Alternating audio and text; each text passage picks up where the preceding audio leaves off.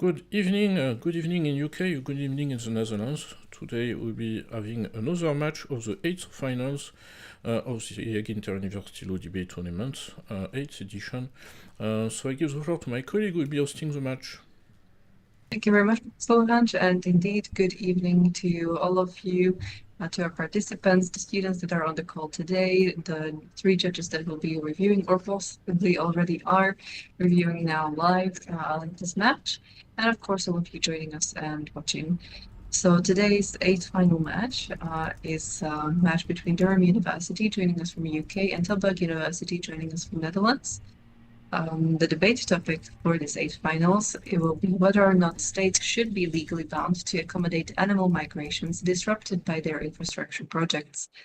And of course, before we start on the allocation of position, it is now time for short introductions by the teams, starting with the Tilburg University, Ms. Boykova.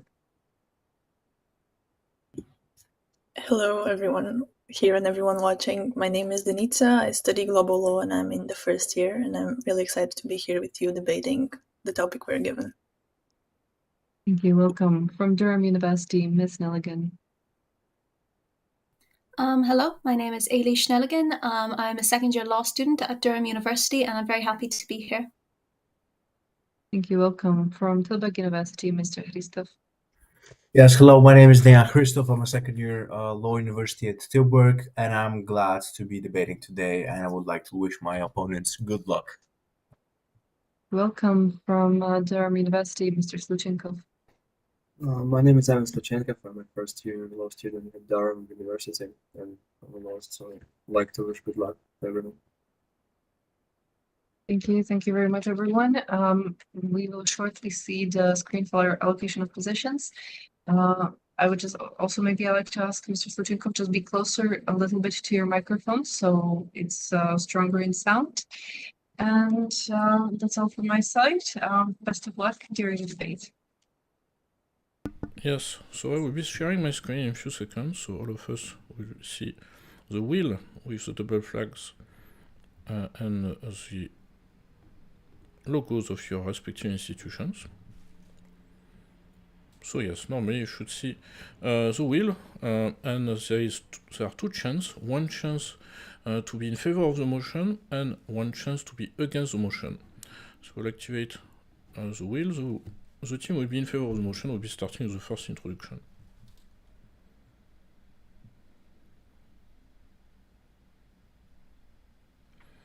So the result of this randomizer of positions means that Tilburg University will be against the motion, and it means that Durham University will be in favor of the motion and will be starting the first introduction. Concretely, it means that Durham University will defend the position that states should be legally bound to accommodate animal migration disrupted by their infrastructure projects, while Tilburg University will defend the position that states should not be legally bound to accommodate animal migrations disrupted by their infrastructure projects.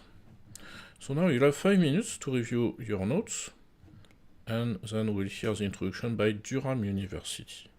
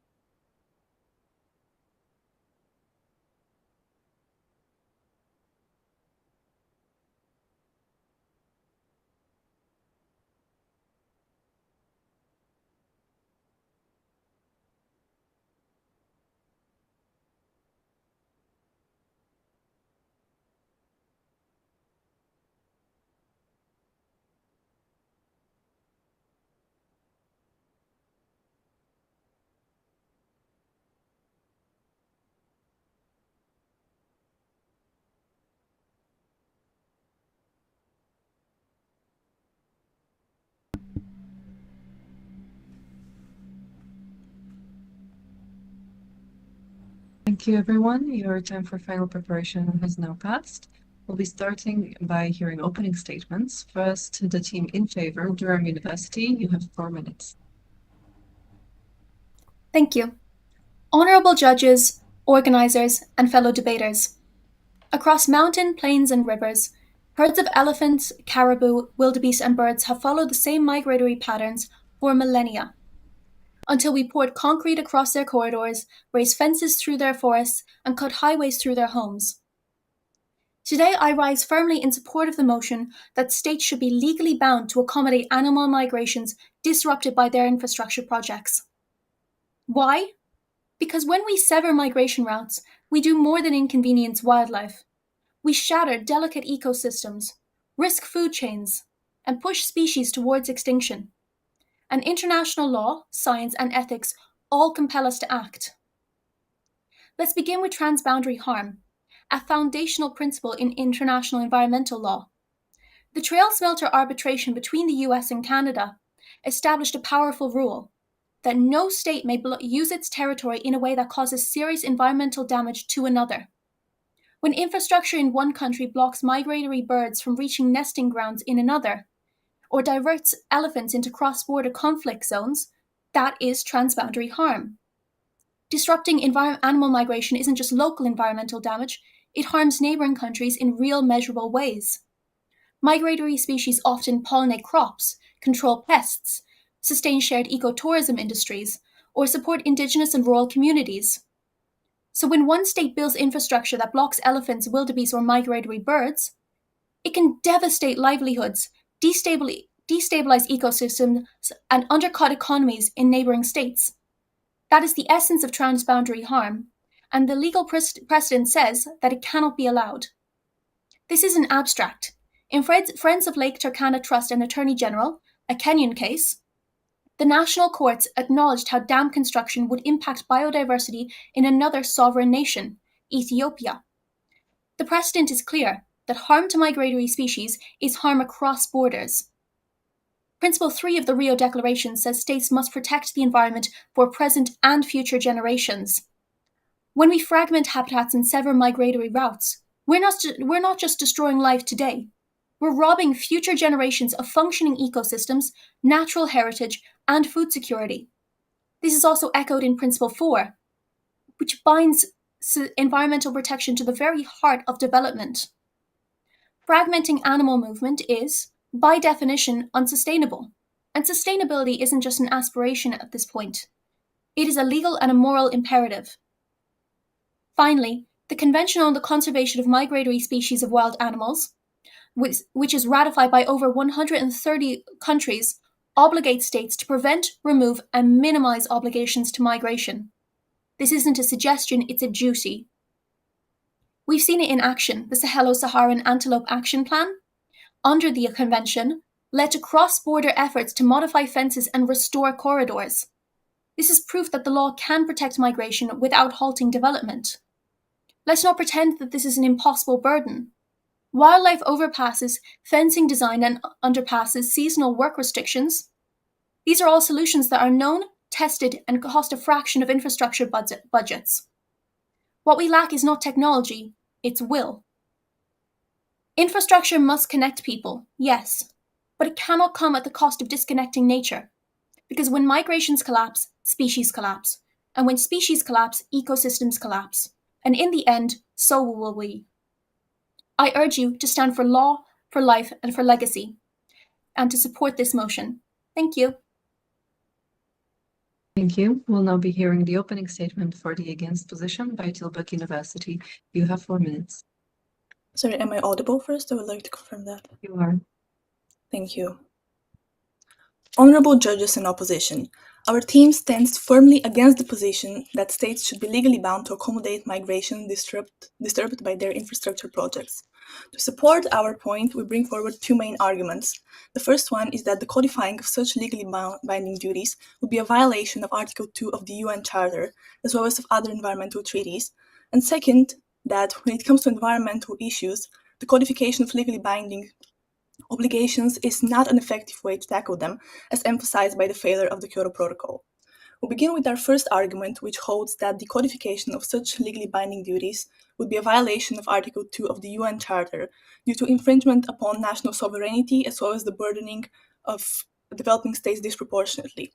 Furthermore, the Convention on Migratory Species, which emphasizes conservation, also warns that actions must only be taken when they are possible and appropriate. Article 11 of the Rio Declaration states that developing nations must not be burdened when it comes to infrastructure that is essential for them to deliver fundamental human rights to their citizens. The current framework which we have described to you will be completely crumbled if the proposed actions are enforced. Those actions do not account for economic disparities as well as differences when it comes to distribution. And now we'll explain how. The African continent houses far more biodiversity and migrations than, for example, Europe. However, African states have far less economic capabilities to accommodate infrastructure in the way that the motion proposes. This makes the motion discriminatory towards them. When certain nations which enjoy vast ecosystems but very little financial capabilities are burdened disproportionately at carrying such so-called improvements, that means that environmental law is violated. Environmental law, which is put in place in order to act as a balance between the need for conservation and the right of states to develop at their own pace and based on their own priorities. Now, for our second argument, we hold that the codification of legally binding duties is not an effective way to deal with environmental challenges. We'll give an example with the Kyoto Protocol. Its rigid, top-down approach of emission caps caused large defiance. The United States left, developing countries rejected ceilings, and compliance was almost no. In contrast, the Paris Agreement, which adopted a bottom-up approach of allowing states to set their own timelines as well as their own goals, enjoyed almost universal application, although implementation still proves quite difficult. Now, we have shown you that the persuading countries to comply with binding duties when it comes to the environment is quite a difficult task. Now, imagine also asking of them to alter vital infrastructure such as roads, dams, and railroads. That would be politically impossible. The more correct way to tackle this issue would be through soft law, which is already proven quite successful when it comes to conservation. The 2020 guidelines of the IUNC when it comes to ecological connectivity have provided countries with science-based and research designs in order to accommodate migrations. However, they have allowed them to also tackle specificities on their own, as better accommodate their own national needs, as well as timelines, budgets, terrains, and roads.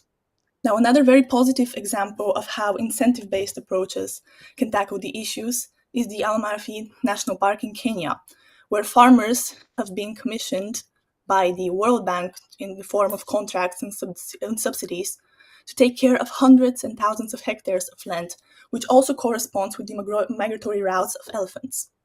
Why we're saying this because we believe that the iron fist of legislation is not the correct way to approach this issue. We have seen it not work in the past, but we have also seen that soft law is a very correct approach to do so. So we urge you to continue forward with conservation in a fair and just equitable way. Thank you. Thank you very much. This concludes the opening statements. We'll now hear the first rebuttal, starting with the team in favor. Durham University, you have 2 minutes. The opposition claims that sovereignty gives states the freedom to develop infrastructure without legal constraints, but that reflects an outdated understanding of international law. Sovereignty is not and has never been absolute. Under Principle 2 of the Rio Declaration, while states have the right to exploit their natural resources, they also bear a legal responsibility to ensure that their actions do not cause environmental harm to other states.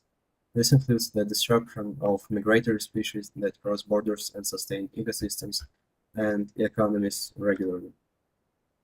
When infrastructure blocks animal migration, it doesn't just affect wildlife. It harms indigenous and rural communities who depend on these ecosystems. In such cases, legal obligations must follow. When human rights are at stake, soft promises are not enough.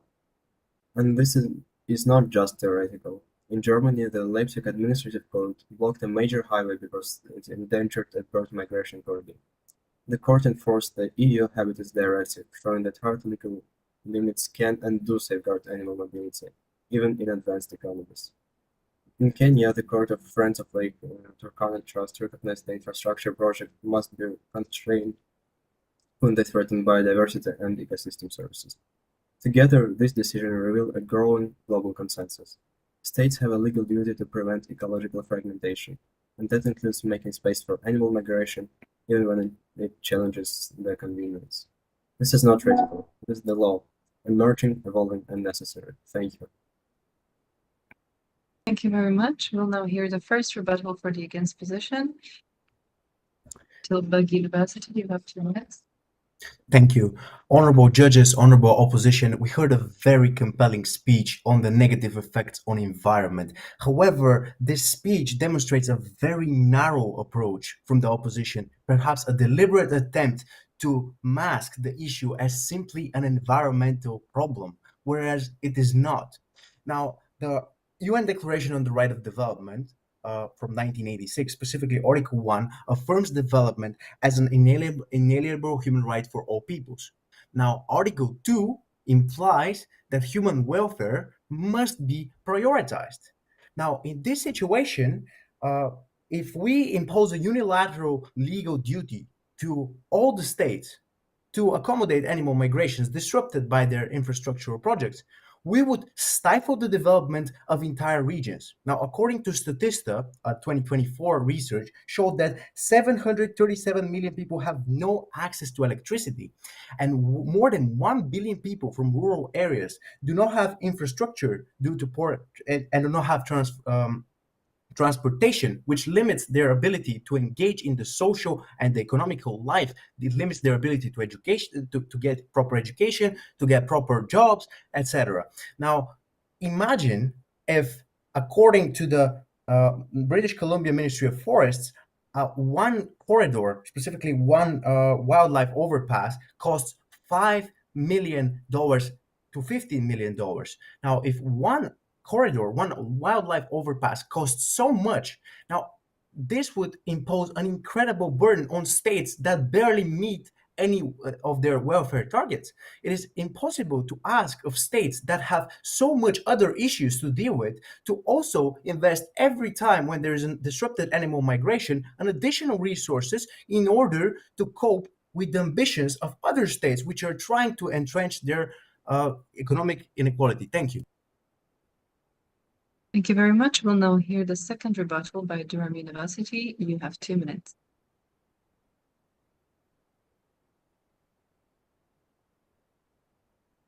I want to thank the opposition for their points, and I just want to say that we do not claim that this obligation must absolutely be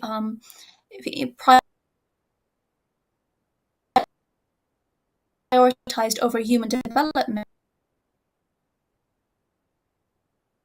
My apologies for interruption. Ms. Nelligan, you will have to start again. I would like to ask everyone else to turn off your cameras so we can make the bandwidth load a bit easier. And we'll wait for Ms. Nelligan to reconnect. For me? Yes, please start again. Your timer has been restarted too. Apologies. I want to thank the opposition for their points, and I just want to say that while we do not say that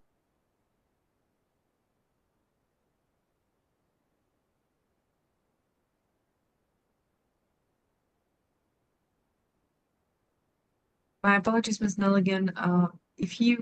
We have a bit of technical issue, so could you please try to reconnect either on a different network or just tabs try to open. rejoin the call? Yeah, I can try rejoining the call. Yes, please. Or try also a different network if that's possible, because your audio gets lost very fast. Mhm.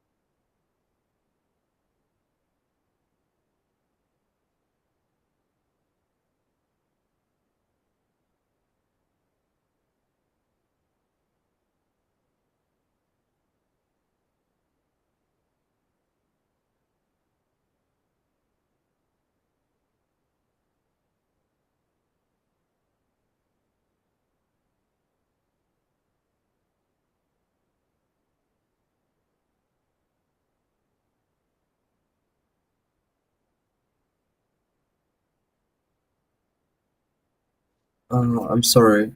Alice just texted me. She said that the link in the message is not valid anymore. Can you? Right? Yes, so we'll resend it. Yeah.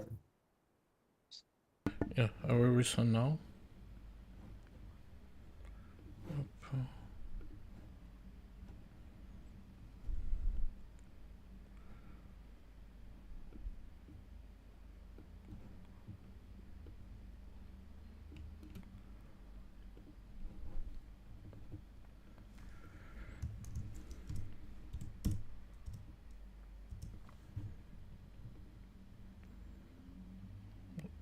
I see you're back now, but I sent to our email address as well.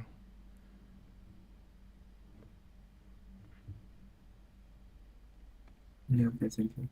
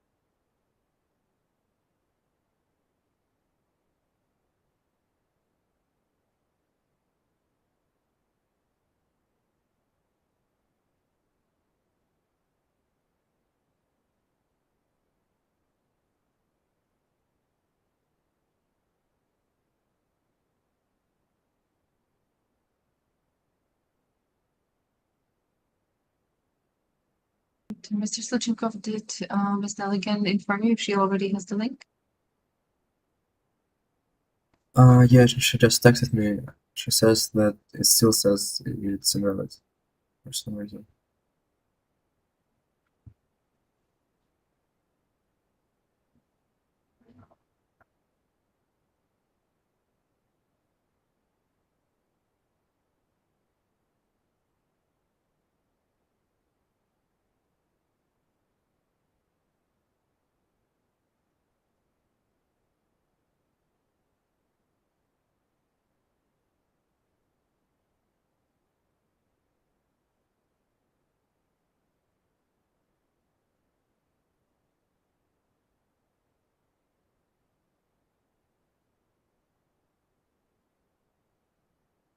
Could you maybe resend it one more time?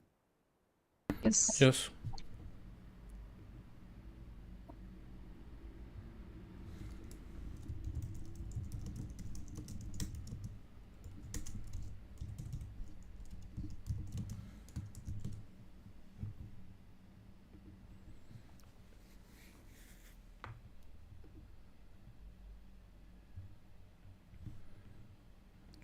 Yes, it was sent.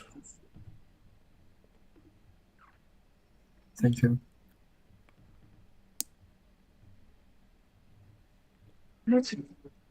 Just a technical note, once the live is concluded, we'll be removing the break time, so it's fluid for the judges to review as well the match. Right.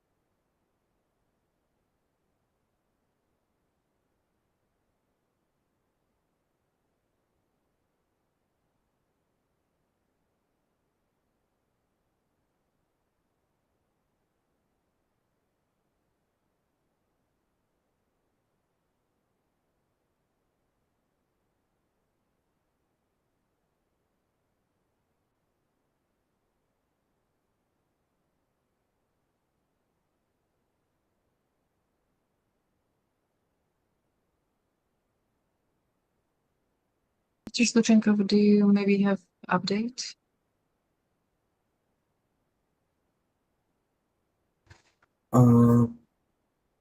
Yeah, give me a second, please. Okay. All right. So we see Ms. Milligan is on the call. I think she's trying. I want to apologize for that. I don't know why it's not working on my laptop, so I had to join from my phone. Right, we can hear you loud and clear now. I would like to ask everyone else to remain off camera. And Ms. Milligan, I will turn my camera on when the 30-second comes up. So please start from the beginning, your second rebuttal for the Durham Yes. University. Well, I want to thank the opposition for their points. However, I have to disagree with them. We don't claim that this obligation must be absolute. We understand that the reality of the situation for many developing nations is that they simply don't have the resources to do so to prioritize the environment in every single situation. But that doesn't mean that there can not or should not be any obligation or any legal obligation under international law. Voluntary policies simply will not do, because we've seen how governments treat ecosystems in the absence of binding rules. We've seen how they support oil companies over sustainability, allow deforestation and habitat loss because it's politically easier or cheaper. There are a few isolated success stories, but those don't outweigh the global trend. Profit over protection. The opposition has cited the Paris Agreement as to support their claim that voluntary obligations are somehow superior. But overall, we can see that climate change has not stopped. Deforestation has not stopped, and oil spills have not stopped. So why is it that we expect animal migration disruption to stop through voluntary means? The opposition may argue that this is unfair to developing countries, but let's be honest. Developing nations are the most vulnerable to ecological collapse, and many of them are already parties to treaties like the Convention on the Migratory Species. Special legal frameworks don't block development, they block the ecological foundations of long-term development. They protect the ecological foundations of long-term development, including tourism, agriculture, and water security. Legal obligations can come with differentiated responsibilities and technical support, just like in climate agreements. And speaking of climate, we need the opposition's reading of the Paris Agreement is selective. We need firmer ground beneath our feet, and for migratory species, for the ecosystems that we all depend on, legal obligation is that ground. Thank you. Thank you very much. We'll now hear the second rebuttal by Tilburg University. You have 2 minutes. Thank you. And I would like to state that while we do recognize some of the positions that the opposition is trying to support, and we acknowledge that there is a certain degree of merit to those arguments, we believe that a lot of the negative characteristics, for example, which the honorable opposition mentioned, such as deforestation, are related to global north economic activities, either state-based or private-based. Now, such an approach, legally binding approach, that the proponents to this debate are trying to push forward is discriminatory. Why is it discriminatory? Because it does not factor things such as, for example, biodiversity and infrastructure development. Now, for instance, let's compare Africa to Europe, for example. Well, Africa's landmass, while only 3 times bigger, hosts roughly 4 times more mammal species, 10 times more reptiles, and 5 times more birds, meaning that it is significantly more biodiverse in the animal department. But if we look to infrastructure, well, Europe's transport grid is multiple times more dense than that of Africa. Also, Europe has double the electricity access. And lastly, Europe's GDP per capita is 2,600% higher than that of Africa. But perhaps let's look at the opposition's claims on the environment. Well, interestingly enough, if we push for legally binding obligations, we might also harm the environment. But how is that going to happen, you might ask? Well, certain infrastructure projects, such as wind farms, hydro dams, they are inevitably connected to clean energy. And those projects have a negative side effect. They disrupt animal migrations. Now, if we impose these costs on states to accommodate such migratory species, we will also disincentivize them from investing into eco-friendly hydro infrastructure projects. Thank you. Thank you very much. And this marks the end of rebuttals. I will now like to ask Durham University for your closing statement. You have 2 minutes. We live in a time when biodiversity is collapsing.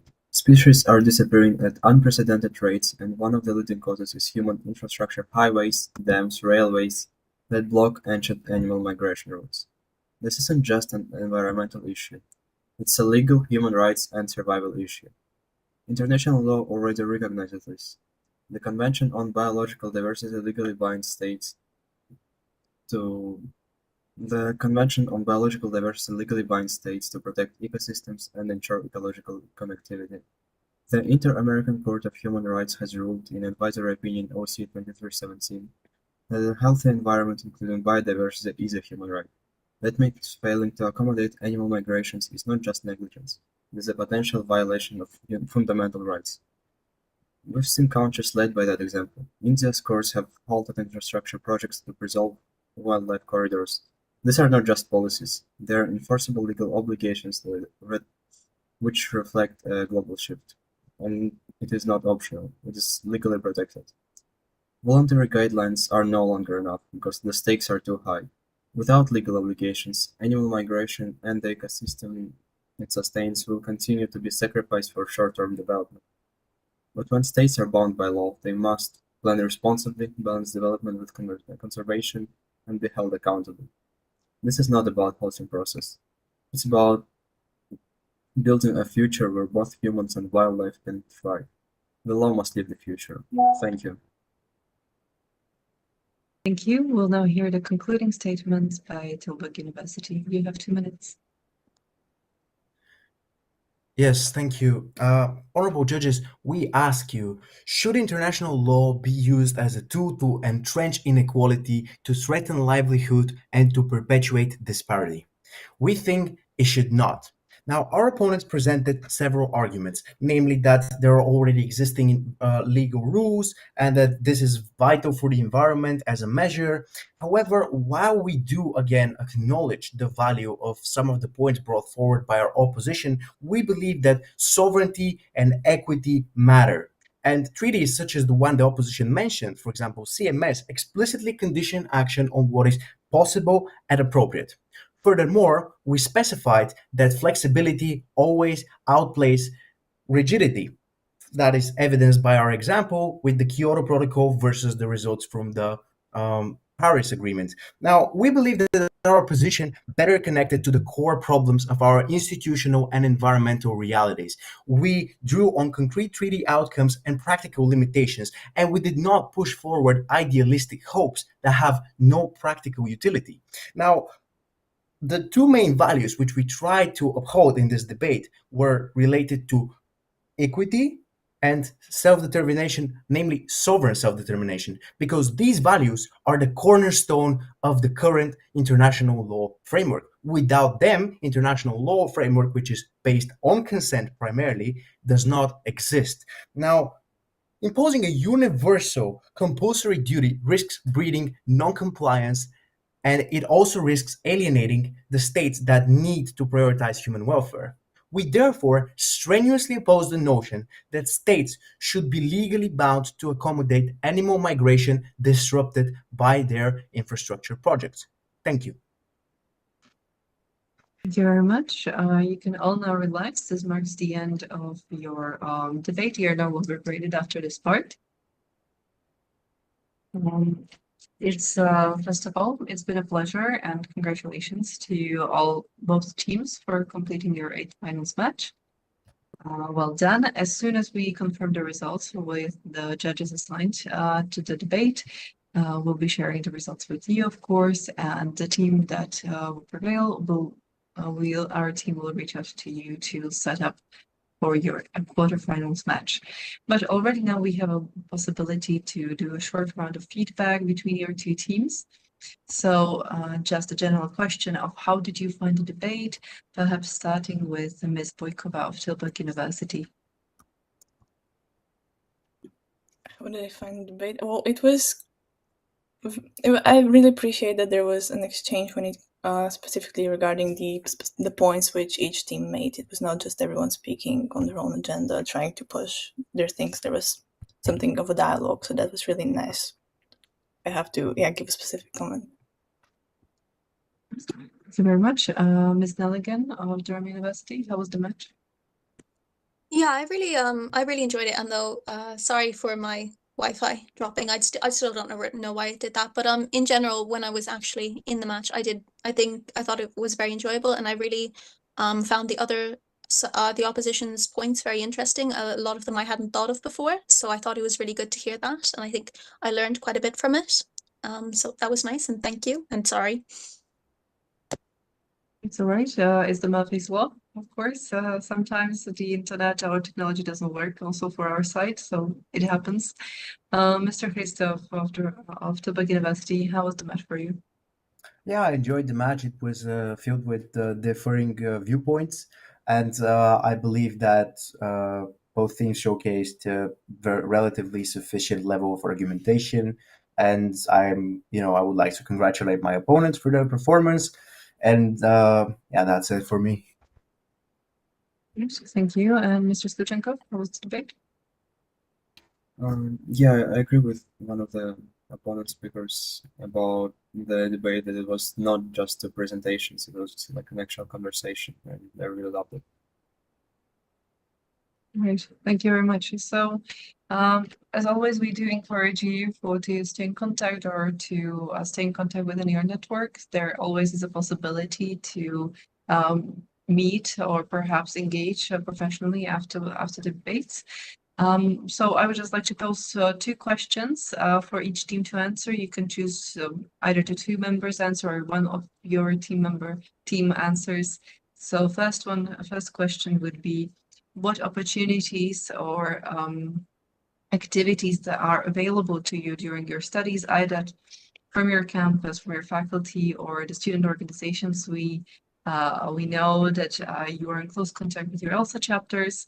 So perhaps first this question to Durham University, Ms. Nelgan or Mr. Sluchenko, how and what type of activities are available to you during the school year? Well, with the law school itself, I mean, we offer quite a few international law courses. Like public international law is obviously foundationary, but we do private international law, international human rights, international arbitration, international financial law. So we offer quite a strong range of things to learn, particularly in third year. And then also we have ELSA, of course, and we also have the International Law Students Association, which they've hosted which they've hosted quite a few moots on international law. And ELSA has also been involved in some moots. I think the Helga Peterson one, and other competitions. Right, thank you for sharing. The same question to Tilburg University, Mr. Christoph or Ms. Boykova. What opportunities are available to you during your school year?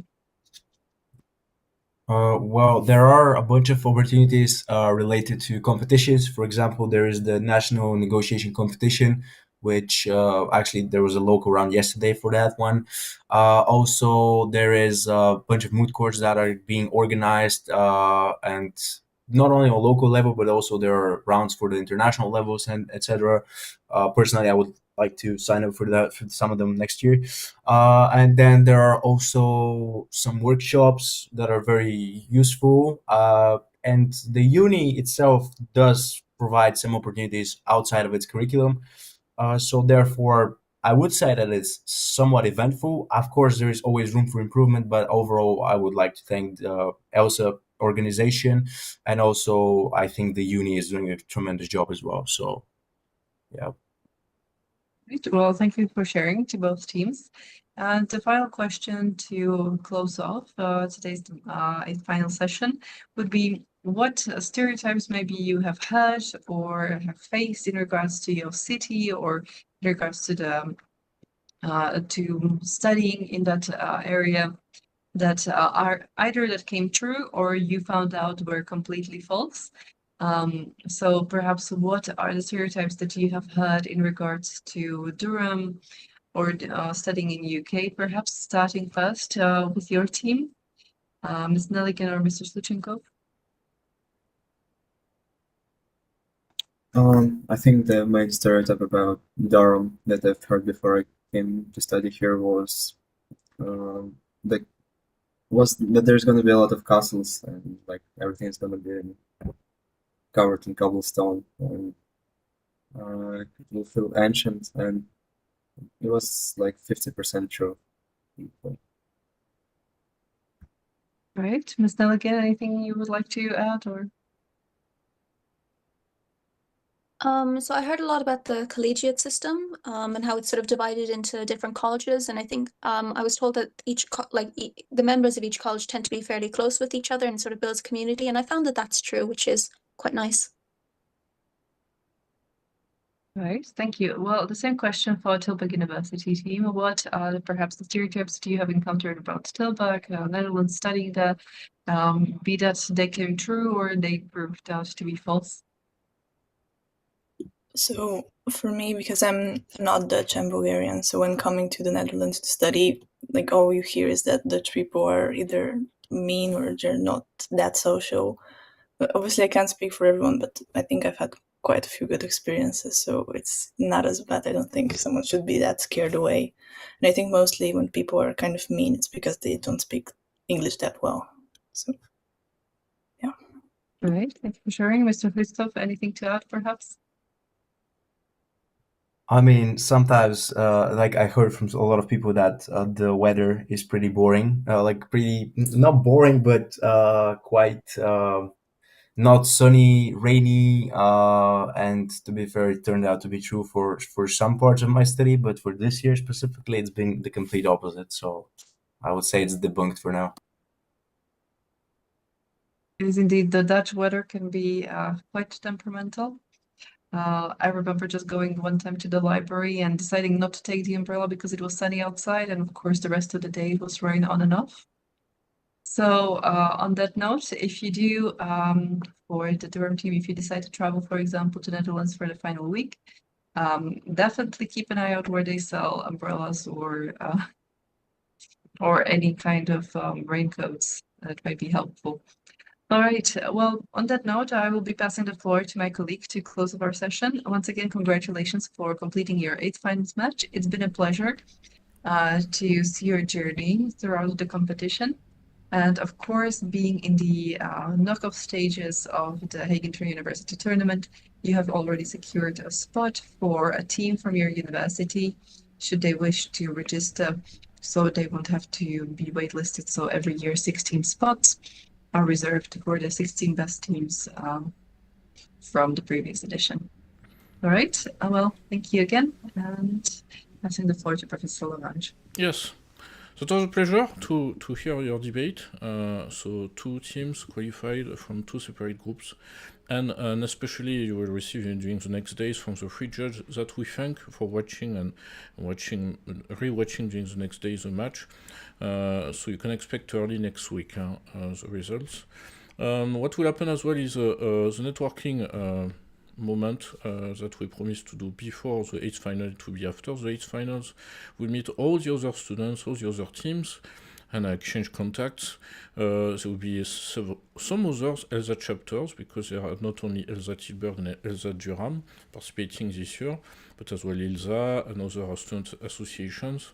And as well there will be a session that we do for the first time this year, which will be informing about what, let's say, you can learn in order to apply for jobs and internship in the field of international law, based on, let's say, what students in The Hague have been experiencing when they have to do the mandatory internship in the university where I teach students. They have to do an internship to graduate. So that will be at the end of possibly next week. We'll tell you in advance, obviously, the exact moment, because we need to look at the time zones. And for the rest, certificates will come. There have been already some certificates sent to the teams who got eliminated. So we will continue to send those for the final phase, and there will be a ranking as well for the teams, for all the teams. And don't forget that your performance participates to the ranking of your university in the League of Debates, in the ZEG format. So Tilburg is already in the league because already participated 3 times, but for Durham you will be the pioneer for Durham to enter the league. And of course next year, like my colleague said, you'll be possibly coach, like I see Miss Vasile, who participated last year and now coaching for Tilburg. So many thanks, and of course we keep in touch. There will be another match this evening for us as organizers, and yeah, next week will come the results, and as soon as we have the results, and as well as soon as we know the time difference between the teams going to quarterfinals, you will receive the information of the result, and after proposition for the quarterfinals match coming, yeah, of course with a topic 7 days before the match. Voilà, so many thanks, it was a pleasure, and well done. So we hope to tell you very, very, very soon the result, and to see the next match in this elimination phase or final phase. Thank you very much, have a great day, 1st of May. I hope that you did not have to work or study today, depends on where you are, but in the Netherlands, no, it's not the case, but maybe in UK, I don't know. But in any case, enjoy, and we keep in touch. Thank you, bye-bye. Thank you. Goodbye. Thank you. Thank you. Thank you.